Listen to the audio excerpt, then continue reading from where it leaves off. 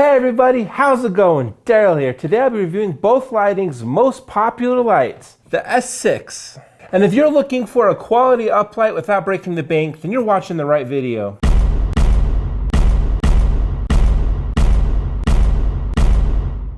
And uplighting is the most valuable light in a DJ's lighting arsenal. It's more valuable than dance floor washes, movers, and even eye candy. Uplighting has the ability to change the energy and mood of an entire room. Uplighting makes our clients' photos pop. They make our dance floors a more immersive experience. And at the end of the day, they make our services more valuable and put more money in our pockets. So Both Lighting is a manufacturer located in China, and they've been around for a while, and many DJ companies across the country love these things, including my own. And they offer many models of uplighting, but this one, the S6, is their most popular one, and it's their best seller, and there's a reason why. It is their brightest uplight that has the most features and is the most versatile of their uplights. So they come in black or white, and today I'll be reviewing a 10-pack with a charging flight case, which goes for $12.78. There's a link in the description for Both Lighting Direct, which is where I got these, and clicking on that link helps support this channel. So Both Lighting sent me a case of uplights. It left their California warehouse and arrived to my house in about under a week. And something that I like right away is that it came in this nice cardboard box wrapped in saran wrap to make sure that it left their warehouse and arrived at my house in pristine shape. So let's go ahead and unbox this thing.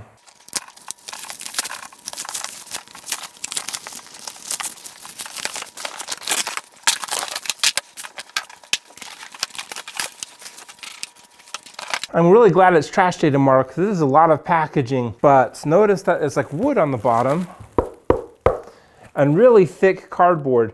So they took extra precaution to make sure that this arrived to me unscathed. And here it is. Here is my case of 10 uplight. So of course it has like these butterfly latches. Just seems like it's a requirement for DJ gear to have that. All right, and here's the first look. It includes a manual, 10 PowerCon cables, one IEC cable so that I can charge the actual case, 10 remote controls, 10 weatherproof outdoor rain covers, and 10 uplights. Man, they look gorgeous. And notice this center strip right here. This is where I will plug them all in, and that's where I can charge these uplights. So one of the quirks you'll soon notice is that to charge these, you have to flip these upside down. All right, now they're flipped upside down. Now we can plug in the cables.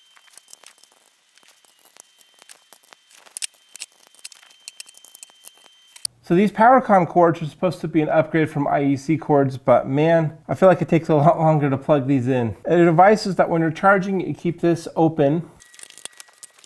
And it can be transported with the cables plugged in. Although I think that if I would have had the cable ties unattached, it would have fit a little bit easier. All right, so it's 32 inches long, 17.5 inches wide, and 14 inches tall, including the casters. It includes these divots so that if you have more than one box of uplights, you can stack them on top of each other during transportation. And so each side has two handles. It includes a charging port, and you use this provided IEC cord to plug this into your outlet. It has this convenient on and off switch, so you can stop charging even though it's plugged in. And there are two locks on each corner, so you can lock these in place so it won't move. So it says 83.6 pounds, fully loaded, without these accessories, which I'm sure don't weigh that much. So let's go ahead and get the physical dimensions of this. So it's about 7 inches tall, 5 inches wide, and 5 inches deep. But this is a postage scale, and it's much better. So 5 pounds, 7 ounces. So this light has 6 18-watt LEDs, and it can produce red, green, blue, white, amber, and UV. It has like this nice shield right here. So when guests are like looking at your uplights, they're just seeing this piece of metal and the light on the wall. They're not actually seeing the LED diodes. So it just gives it a nice presentation. It's almost like a light facade built in. This light is battery operated with a built-in 8800 mAh battery. It can run up to 24 hours in a single color, 7 hours continuously cycling through all the colors. And as a mobile DJ, we're somewhere in the middle, needing some static scenes and some color cycling. And on the top, it features this nice handle for transporting from your case to where you need to set it. There is a female threaded screw hole right here. These have built-in wireless DMX. And this has a physical antenna that can retract out. You have to push down on one side and then with like your thumb, flip that out. This just gives the built-in wireless DMX a better signal. So the wireless DMX operates on the 2.4 gigahertz band. It either drops out less or is less noticeable than when a wireless microphone operating in the 2.4 gigahertz range drops out. And you can use this built-in wireless DMX to connect to your favorite hardware/software or with each other in master-slave mode. And it has a wireless DMX signal right here with a convenient button to change the DMX channel. Our favorite 4-button LCD panel, except this one is full color. And there is a sensor for the IR remote. And remember that you get 10 of them when you purchase this. And this is a nice smooth blank side. And a lot of our important items are on the bottom of this light. Here's the on and off switch. This is PowerCon in, so that you can charge this or have this plugged in during an event. And you can even daisy chain these as well. And there's physical DMX in and out. So if your wireless DMX module decides to stop working, or if you want to use a different protocol of DMX, like D5 for instance, or you want to mix and match, you can plug DMX into here, or if you want to do quick testing, you can plug a DMX cable. So it's really nice that it has that ability. To get the best effect while using uplighting, it's best to point it up at an angle against a wall. And this light has a really cool mechanism to ensure that all of our angles are consistent across all of our uplights, so that we don't have mismatched beams and look like amateurs. You push this lever in the front, and it loosens this kickstand. So you can choose like the angle you want. And not only can you have uniform angles among all of your uplights, once you set that angle, it's not going to get loose accidentally mid-gig. You have to deliberately like pick it up, push this button in, and then there you go. So let's go ahead and turn it on. So notice that the wireless DMX is activated, and you can change the channel by pushing this button. And it's really important that you match the same color of channel as with your other lights you're trying to sync up with or with your transmitter. And red is the default. So let's go over some of the controls. So there are 2 DMX profiles, 10-channel mode and 6-channel mode. There are 6 colors in this light. It is RGB, white, amber, and UV. So 6-channel mode just contains like the values of each of those. And then 10-channel mode includes like some macros that you can leverage through DMX. And so by default, it's on channel 1 and 10-channel mode, so you can click menu. There we go. So this menu is a little bit more user-friendly. It's got pretty pictures. So you can choose one of the built-in shows, because sometimes you might want to set this and forget it. So there's auto color, and that's what auto color looks like. And you can change the speed by clicking enter, and then you can click up, and then that will increase the speed of this. It goes all the way to 99. See, that is much quicker. And remember that you can leverage each of these settings like with the remote control or with the Wi-Fi app or through DMX. So there's an auto fade. Let me change the speed to like 50 or 62, that works for me. Notice that it's fading. It's going through all the colors in a nice gradual fade. And so there's auto sudden. That's a pretty cool name. Auto sudden kind of looks like those nice SoundSwitch pulses that we've come to love and recognize. Okay, there's auto strobe. When you're setting the light in this mode, you're usually doing it to set it and forget it, and rarely do you just want to set a strobe by itself. But I have done it once. I had a spooky haunted house and I had the lights just in strobe mode in all of the rooms with outward facing windows. And that is how you enter Wi-Fi mode. So I'm just going to pull out my phone. I actually have the Both Lighting app already. So I'm guessing this is the light right here. All right, it's connected. So as you can see, you can like choose the color you want with this color wheel, which is really nice. You can choose like some static colors right here that are already preset, so you don't have to mess around with this color wheel. You can control the intensity right here. And on this top left corner, it like shows you like what the values are. There's like monochrome for like white, so you can like choose like a percentage of intensity. And you can choose like various colors of like candlelight. So you can choose like 70% warm, 80% warm, and they just have like all these different colors already preset for you. All right, so you can choose like various auto modes. So I can choose like really high brightness, low speed. You can choose colors up here as well. And then they have all these presets, like a gradual color change, 7 color change, a red color change, green strobe, 7 color strobe, So you get it. You could almost just use this mode at a wedding for like the dance portion. And then you can trigger sound active mode, and there's several modes too.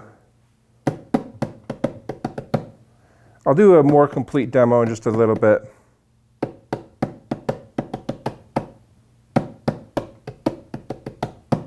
All right, so that's basically like all of these different modes. They gave a special button right here for sound active mode. We saw these in the app, so I won't go over it again, but there's 4 different kinds of sound active mode. You can trigger it just from the light. You don't need the app, although the app is free. So you can choose like a custom color where you set like the values of each of these. So by default with all of them on, it looks like this, some shade of white. You can also choose like a preset static color. They have a bunch already set for you. Okay, so there's 32 presets. So there's a settings menu. So you can change like the mode of DMX. So you can switch between 10 channel mode or 6 channel mode. So you can turn the built-in wireless DMX on or off. It does impact the battery a little. So there might be cases you want to turn it off, or you don't want interference from like a neighboring DJ in the ballroom over. So you can turn off the infrared as well. You can control the display backlight. Right now it's at 60%, so you can make it brighter or dimmer depending on your scenario. There's LED close time. You can factory reset it. You can access the manual apparently from here. Okay, there's a battery setting. I guess you can turn off the battery.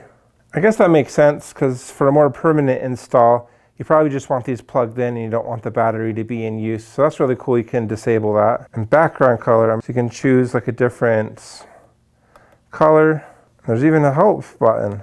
It tells you like how long this has been in use, how long it's been running, the DMX channel, the version, and the name of this light. I'm wondering like how hard would it be to put a Donner dongle in here, just in case. It kind of doesn't work with the Donner dongle. So I need some sort of like XLR cord and have like the dongle like behind it or something. So keep that in mind if you need to use like the DeFi dongles. So I recently made a video about these both mini uplights, and I sang so many praises about them, saying how much I love these, and I got rid of all my other normal uplights for these both mini uplights. So I feel like this video wouldn't be complete without some sort of comparison between Both Lighting's best seller, the S6, versus their new release, the Mini. As far as portability goes, like the S6 is much bigger than the Minis. Like 3 minis equals like 1 of these. And 1 of these weighs about as much as 3. So even though that these are more portable, you are making compromises in other areas. Firstly, like it's less bright. This features 4 12-watt LEDs versus 6 18-watt LEDs. So this is more than twice as bright. And in my personal situation as a wedding DJ, most of the time these are okay. But sometimes I find myself in more challenging situations wishing I had brighter uplights, like if it's still light outside, if there's really tall walls, or if there's a lot of house lights. And this light is a lot more versatile as well. Both of these lights can be accessed via the Wi-Fi app, the IR remote, and they have built-in wireless DMX receivers. But if one of those methods like stop working on the minis, you're kind of sorry out of luck. There's really not much troubleshooting you can do. But the S6 has this external antenna for increased reliability, as well as DMX in and out, so that you can have a wonderful backup plan in case the wireless DMX stops working. And you can even plug in the receiver of a different DMX protocol like Chauvet's DeFi.